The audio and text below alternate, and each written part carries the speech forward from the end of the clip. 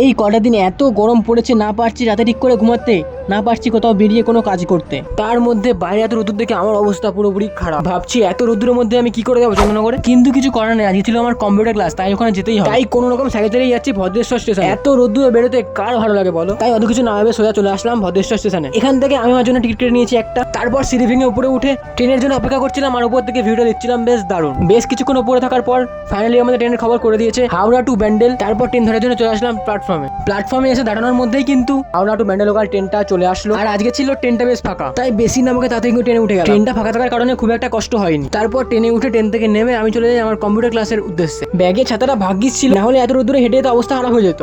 আর তোমরা তো জানো এখন প্রত্যেকদিন কেমন গরমটা দিচ্ছে। আর ভেবে লাভ নেই, ফাইনালি চলে এসেছি কম্পিউটার ক্লাসে। আর কিছুটা গেলেই প্রায় পৌঁছে যাবো। ফাইনালি গাইস, এখন এইমাত্র ক্লাস শেষ করে বেরোলাম, আর এখন টাইম 12:30 কি 40 হবে। কম্পিউটার সেন্টারের একদমই পাশে, এখানে এনে শান্তি করে ঘুমাচ্ছে। আহা। তারপর আমরা ওখান থেকে বেরিয়ে হেঁটে হেঁটে চলে আসি চন্দননগর স্টেশনে। আসতেই সঙ্গে সঙ্গে ট্রেনের খবর করে দেয়। তারপর ট্রেনে উঠে বাইরের প্রকৃতি দেখতে দেখতে চলে আসি আমার গন্তব্যে ভদ্রেশ্বর। তারপর ট্রেন থেকে নেমে সাইকেলটা গ্যারেজ থেকে নিয়ে চলে আসি বাড়ি। টাটা।